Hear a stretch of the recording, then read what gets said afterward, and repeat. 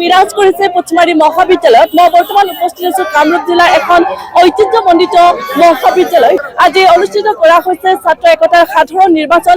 ইতিমধ্যে ফলাফল ঘোষণা কৰা হৈছে আৰু মোৰ সহযোগী ইয়াৰে সামগ্ৰিক পৰিৱেশ দেখুৱাব কিদৰে আচলতে নিৰ্বাচন অনুষ্ঠিত হোৱাৰ পিছত এক উখল মাখল পৰিৱেশে বিৰাজ কৰিছে। ইতিমধ্যে নিৰ্বাচনৰ ফলাফল ঘোষণা কৰা হৈছে। মোৰ লগত নিৰ্বাচিত প্ৰাৰ্থীসমূহ উপস্থিত আছে। এই মুহূৰ্তত মই তেওঁলোকৰ মন্তব্য জানিবলৈ চেষ্টা কৰিম। পোনপ্ৰথমে তোমালোকলৈ আমি আমাৰ তৰফৰ পৰা শুভেচ্ছা জ্ঞাপন কৰিছো। আজি পুথিমাৰী মহাবিদ্যালয়ৰ ঐতিহ্যমণ্ডিত মহাবিদ্যালয়খনৰ সাধাৰণ নিৰ্বাচন অনুষ্ঠিত হৈছে। কি ক'বা, কেনেকুৱা অনুভৱ এই মুহূৰ্তত? পোনপ্ৰথমে মই সমূহ পুথিমাৰী মোৰ এই যাত্ৰাত সহযোগী হোৱাৰ বাবে ধন্যবাদ জ্ঞাপন কৰিছোঁ। মোৰ অতিকৈ আনন্দিত হৈছোঁ এই যাত্ৰাত উৎফুল্লিত হৈ। মই সহযোগ কৰা সমূহ প্ৰাৰ্থী, মোৰ লগত উত্তীৰ্ণ সমূহ প্ৰাৰ্থীলৈ মই ধন্যবাদ। তুমি কি পদত জয়ী হৈছা? মই সাধাৰণ সম্পাদক পদত প্ৰতিদ্বন্দ্বিতা আগবঢ়াইছোঁ। মই ইয়াত বিজয়ী হ'বলৈ সক্ষম হৈছোঁ। ধন্যবাদ জ্ঞাপন কৰিছোঁ। হয়, ধন্যবাদ জনাইছোঁ। আমাৰ লগত আৰু বিভিন্ন ধৰণৰ বিভিন্ন পদত জয়ী হোৱা প্ৰাৰ্থীসকলো আছে। আমি তেওঁলোকৰ লগত কথা পাতিবলৈ চেষ্টা কৰিম। পোনপ্ৰথমে আন্তৰিক অভিনন্দন জ্ঞাপন কৰিছোঁ। পুথিমাৰী মহাবিদ্যালয়ত আজি সুখাতিৰেভাৱে শৃংখলাবদ্ধভাৱে নিৰ্বাচন অনুষ্ঠিত হৈছে। তুমি কি বিভাগত জয়ী হৈছা, কি ক'বা এই ক্ষেত্ৰত? নমস্কাৰ, মই ছাত্ৰী জয়ীৰ কথাত নিজৰ প্ৰাৰ্থিত্ব আগবঢ়াইছোঁ আৰু আজি জয়যুক্ত হ'লোঁ আৰু বহুত ভাল লাগিছে। আৰু এই যাতে কলেজখনৰ হকে ছাত্ৰীসকলৰ হকে কৰ্ম কৰি যাব পাৰোঁ, সেইকাৰণে বহুত আজি হেপী হয় বুলি ক'ব পাৰিম আৰু ধন্যবাদ। হয়, ধন্যবাদ জনাইছোঁ। মোৰ লগত আৰু এগৰাকী ছাত্ৰী আছে। পোনপ্ৰথমে তোমালৈ আমি আন্তৰিক ধন্যবাদ জ্ঞাপন কৰিছোঁ। তোমাৰ এই যাত্ৰাত কি ক'বা, আজিৰ এই শুভক্ষণত কি ক'বা? প্ৰথমে মই সমূহ পুথিমাৰীয়ানলৈ মোৰ আন্তৰিক ধন্যবাদ জনাইছোঁ তেওঁলোকৰ বহুমূলীয়া শক্তিৰে মোক জয়যুক্ত কৰাৰ বাবে। তুমি কি পদত জয়ী হৈছা? মই আলোচনী সম্পাদকৰ পদত। এই যে আজি নিৰ্বাচনত জয়ী হৈছা, ইয়াৰ অন্তৰালত তুমি কাক কৃতিত্ব অৰ্জন কৰিবা, কাক দিবা কৃতিত্বটো? সমূহ পুথিমাৰীয়ানক। হয়, ধন্যবাদ জনাইছোঁ। আমাৰ লগত আৰু বিভিন্ন ধৰণৰ প্ৰাৰ্থীসকল আছে। আমাৰ লগত নৱনিৰ্বাচিত প্ৰেচিডেণ্ট আছে। আমি তেওঁলোকক কথা পাতি পোনপ্ৰথমে আমি আন্তৰিক ধন্যবাদ জ্ঞাপন কৰিছোঁ। আজি পুথিমাৰী মহাবিদ্যালয়ত সাধাৰণ নিৰ্বাচন অনুষ্ঠিত হৈছে। ছাত্ৰ একতাৰ সাধাৰণ নিৰ্বাচন অনুষ্ঠিত হৈ গ'ল, সুখাতিৰে অনুষ্ঠিত হৈছে। কি ক'বা? প্ৰথমে মই সমূহ পুথিমাৰীয়ানক ধন্যবাদ জনাইছোঁ। মোক ইমানখিনি মৰম আশীৰ্বাদ দিয়াৰ বাবে ধন্যবাদ পুথিমাৰীয়ানক।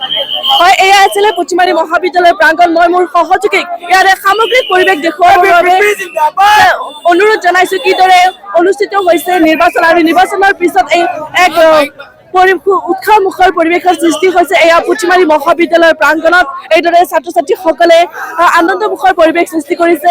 আমি সমূহ এনিভাৰতৰ 24 দৰ্শকক দেখুৱাবৰ কাৰণে মই মোৰ সহযোগীক অনুৰোধ জনাইছোঁ। সামগ্ৰিক পৰিৱেশটো আচলতে আজি এই পুথিমাৰী মহাবিদ্যালয়ৰ সাধাৰণ নিৰ্বাচন অনুষ্ঠিত হৈছে। এই সাধাৰণ নিৰ্বাচনত ABVP তাৰপিছত NSUI পদৰ প্ৰাৰ্থীসকল বিজয়ী হৈছে। এগৰাকী আমাৰ লগত অভিভাৱক স্বৰূপ ব্যক্তি আছে, তেখেতৰ লগত আমি কথা পাতিম। কি ক'ব, আজি NSUIৰ পৰা প্ৰাৰ্থিত্ব আগবঢ়োৱা প্ৰাৰ্থীসকলে হয়, NSUI ঐতিহাসিকভাৱে আজি আগবঢ়াই 8টা পদতে 100% বিজয় হ'বলৈ সক্ষম হৈছে।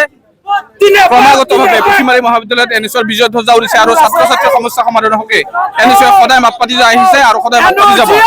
NSUIৰ তৰফৰ পৰা সভাপতি জুমি বেগম, উপসভাপতি নিতুমণি দাস, সাধাৰণ সম্পাদক হিচাপে জিতুমণি পাঠক, সহ সাধাৰণ সম্পাদক মহিবুল হক, সাংস্কৃতিক সম্পাদক প্ৰণৱ বনিয়া, সমাজ সেৱা সম্পাদক জাসমিন চুলতানা আৰু ছাত্ৰজনী কথাৰ সম্পাদক আসিফ আহমেদ আৰু তৰ্ক আৰু সাহিত্য সম্পাদিকা পদত বনস্মিতা সুজিয়ে বিজয়ী হ'বলৈ সক্ষম হৈছে। এই জয় অকল আমাৰ জয় নহয়, এই জয় সততাৰ জয়, এই জয় পুথিমাৰীয়ানৰ জয়। আৰু অনাগত দিনত NSUI ছাত্ৰ ছাত্ৰীসকলৰ সমস্যা সমাধানৰ ক্ষেত্ৰত সৰ্বস্তৰত বাট পাতি যাব বুলি প্ৰতিশ্ৰুতিবদ্ধ। আমি আটাইলৈ আন্তৰিক ধন্যবাদ জ্ঞাপন কৰিছোঁ। এই পুথিমাৰী মহাবিদ্যালয়ৰ নমস্কাৰ, মই উৎপল দাস আৰু আপোনালোকে চাই আছে এনি ভাৰত। আৰু আপোনালোকক জনাবলৈ পাই মই বহুত সুখী হৈছোঁ যে আমাৰ সকলোৰে মৰমৰ শ্ৰদ্ধা জুবিন গাৰ্গৰ গীতসমূহৰ ভিত্তিত এটা খুব সুন্দৰ ৰিয়েলিটি শ্ব' এনি ভাৰতে আয়োজন কৰিছে, জুবিনৰ গানে কি আনে। এই প্ৰথম ছিজনটোত অডিশ্যনছ আৰম্ভ হ'ব আগষ্টৰ পৰা অসমৰ বিভিন্ন জিলাত। গতিকে মই সমূহ কলা কুশলী, বিশেষকৈ যিসকল প্ৰতিভাশীল গায়ক গায়িকা আছে আমাৰ সমাজত, তেওঁলোকলৈ মই এটা আহ্বান জনাইছোঁ, তেওঁলোকে প্ৰস্তুত হওক এই ৰিয়েলিটি শ্ব'ৰ বাবে।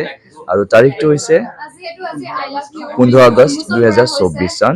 এনি ভাৰতৰ অডিশ্যন জুবিনৰ গানে কি আনে।